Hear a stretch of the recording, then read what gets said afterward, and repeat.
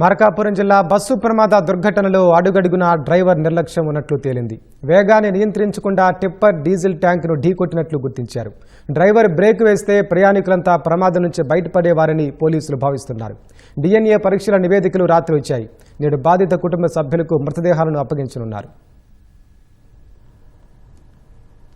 మార్కాపురం జిల్లా రాయవరం వద్ద బస్సులో 14 మంది సజీవ దహనమైన దుర్ఘటనపై పోలీసులు విచారణ ముమ్మరం చేశారు.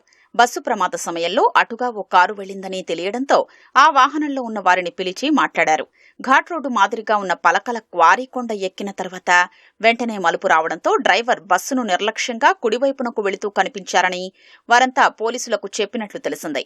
అదే సమయంలో ఎదురుగా వస్తున్న టిప్పర్ డ్రైవర్ బస్సును తప్పించేందుకు పక్కకు పోనిచ్చే ప్రయత్నం చేశారని చెప్పినట్లు సమాచారం. కొండ దిగుతున్న బస్సు డ్రైవర్ పూర్తి స్థాయిలో బ్రేకు వేసినా ప్రయాణికులు ప్రమాదం నుంచి బయటపడేవారని పోలీసులు భావిస్తున్నారు.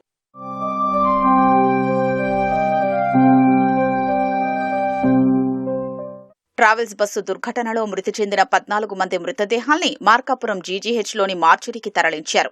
వీటికి పోస్టుమార్టం నిర్వహించినప్పటికీ మృతదేహాలు ఎవరివో గుర్తించలేని విధంగా ఉండడంతో గురువారం రాత్రి మృతుల తోబుట్టువులో 22 మంది నుంచి Guntur regional forensic science lab నిపుణులు రక్త నమూనాలు సేకరించారు. గుంటూరు నుంచి వచ్చిన వారికి ఒంగోలు జీజీహెచ్లోని ఫోరెన్సిక్ డిపార్ట్మెంట్ వారు సహకరించారు. ప్రకాశం జిల్లా కలెక్టర్ పి. రాజాబాబు నిపుణులతో సంప్రదింపులు జరిపారు. వారికి అవసరమైన సదుపాయాలు కల్పించారు. తోబుట్టువుల నుంచి సేకరించిన నమూనాల్ని గుంటూరులోని ల్యాబుల్లో పరీక్షించారు. DNA పరీక్షల నిర్వహణలో అధికారులు తగిన జాగ్రత్తలు తీసుకున్నారు. సమిష్టి కృషితో శుక్రవారం రాత్రి ఫలితాలొచ్చాయి. వీటి ఆధారంగా మృతదేహాల గుర్తింపును కార్డులోని వివరాలతో అనుసంధానం చేస్తున్నారు. నేడు మృతదేహాల్ని కుటుంబ సభ్యులకు అప్పగించనున్నట్లు మంత్రి సత్యకుమార్ తెలిపారు. ప్రభుత్వం ఏర్పాటు చేసిన అంబులెన్స్ల ద్వారా స్వస్థలాలకు వారి మృతదేహాల్ని ఎస్కార్ట్ సాయంతో తరలిస్తామన్నారు. కందుకూరు, కనిగిరి, ఒంగోలు, నెల్లూరు జిల్లా బుచ్చి వరకు మృతదేహాల తరలింపు జరుగుతుందన్నారు.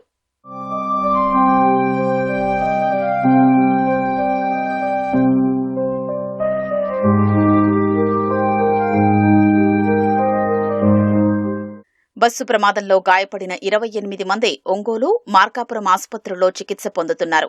ఒంగోలు జీజీహెచ్లో 16 మంది, మార్కాపురం జీజీహెచ్లో 12 మందికి చికిత్స అందిస్తున్నారు. ఒంగోలు జీజీహెచ్లో చికిత్స పొందుతున్న వారిలో 2 కాళ్లకు శుక్రవారం శస్త్రచికిత్స చేశారు. అందరి ఆరోగ్య పరిస్థితి నిలకడగానే ఉందన్న అధికారులు వైద్యుల సూచనల మేరకు కోలుకున్న వారిని డిశ్చార్జ్ చేస్తామని తెలిపారు.